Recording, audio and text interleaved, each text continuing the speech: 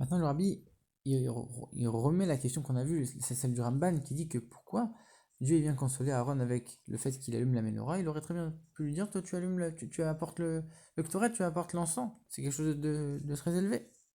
Deuxième question.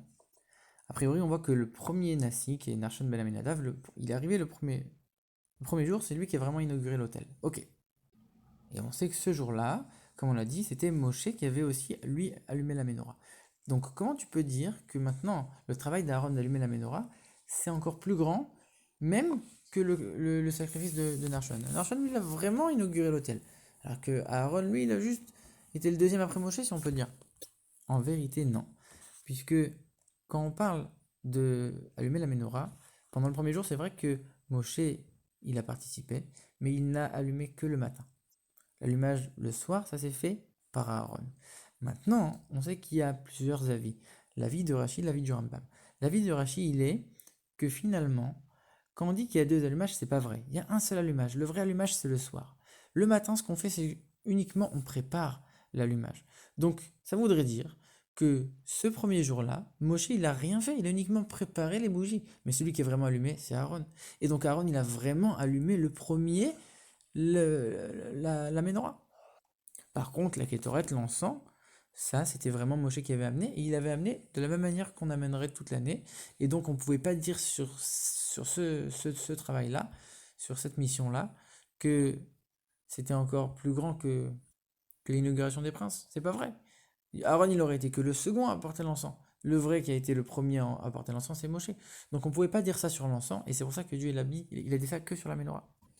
Et donc, comme on l'a dit, ici, le Rabbi, il approfondit un peu plus l'avis du Rambam et l'avis de Rashi, que le Rambam, lui, il pense qu'on devait vraiment faire un vrai allumage le matin, un vrai allumage le soir, et que la menorah devait rester allumée même pendant toute la durée de la journée. Et du coup, ça voudrait dire que selon le Rambam, Aaron n'aurait pas vraiment inauguré la menorah. Alors que selon l'avis de Rashi, comme on l'a vu, c'est uniquement le soir, et donc Aaron, il aurait parfaitement inauguré la menorah. Le Rabbi va même un peu plus loin. Ici, on a l'impression quand on voit Rachid que la mitzvah, c'est pas d'allumer la menorah, c'est de faire en sorte que la menorah reste allumée toute la journée. Et on sait que quand il y avait une des lumières qui s'éteignait, on devait la préparer et l'allumer de nouveau. Donc ici, même si on verrait les choses de ce point de vue-là, ce serait quand même Aaron qui aurait inauguré. Pourquoi?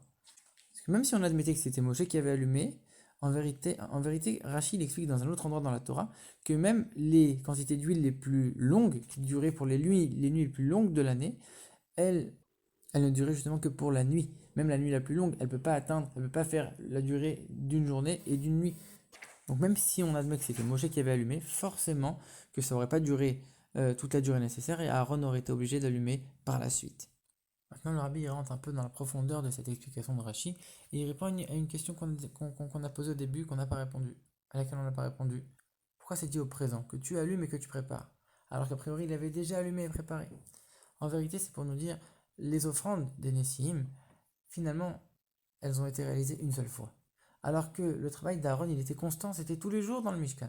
Donc c'est quelque chose de beaucoup plus puissant. Alors c'est sûr que quand quelque chose qui fait partie de l'inauguration, les sacrifices des Nessim, etc., ça a une puissance particulière. La Noirzaken explique que c'est un peu comme un enfant à qui, qu'au début de son éducation, on lui donne énormément de bonnes choses pour qu'il puisse avoir la force tout au long de sa vie pour continuer à étudier comme il faut, etc. Donc ça veut dire que finalement, toutes les influences spirituelles qui sont descendues pendant cette inauguration, elles ont été tellement hautes que ça a permis de continuer tous les travaux du temple par la suite. Et ce, même si ces sacrifices, ils ont été offerts qu'une seule fois. Et finalement, donc on voit que pour Aaron, lui, il a cette puissance, cette même puissance, il la met tout le temps.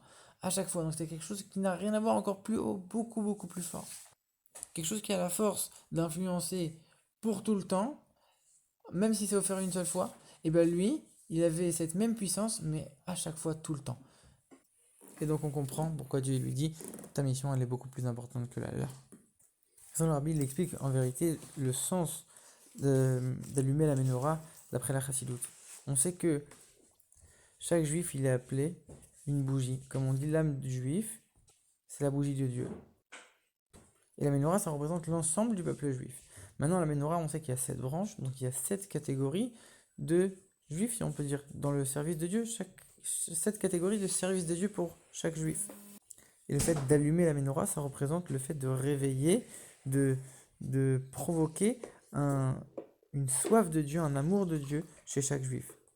Et comme tous les juifs sont inclus dans la menorah, donc c'est chaque juif sans exception. Et c'est pour ça que quand Aaron il a vu que l'inauguration des Nessim, finalement, c'était apporté une seule fois, alors il a été un peu triste, il a été un peu déçu. Pourquoi? Parce qu'il s'est dit quoi? Il s'est dit, ça veut dire que finalement, ça c'est une offrande qui va donner des forces, qui va concerner uniquement une certaine partie du peuple juif, qui sont à un certain niveau, et qui va les élever à un niveau encore plus haut, uniquement de manière temporaire. Donc ça s'applique pas à tous les juifs, c'est pas même pour les juifs les plus bas, et en plus, c'est uniquement temporaire. Donc il a été un peu déçu de ça. Et il s'est dit finalement, bah moi aussi, mon travail de la menorah, c'est la même chose. Et c'est pour ça qu'on précise, Dieu il dit, je jure sur ta vie. Parce qu'il montre que c'est quelque chose de très important, de très fort, comme pour dire, finalement, toi, ton travail, c'est quelque chose de beaucoup plus haut, qui a un niveau sans aucune commune mesure avec le sacrifice des Nessim.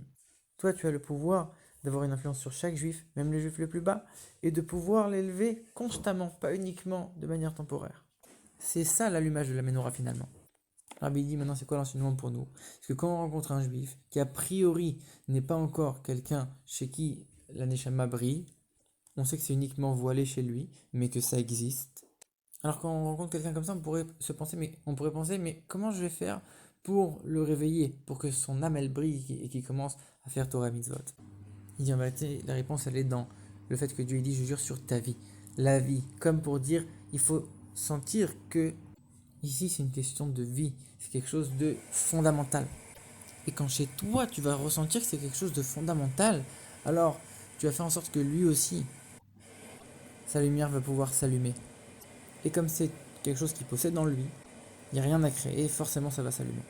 Et par le fait qu'on allume une âme juive et encore une âme et encore une âme juive, ça va allumer toute la menorah du peuple juif et on va faire descendre la vraie menorah dans le troisième Beth Amikdash, Bezrat Hashem.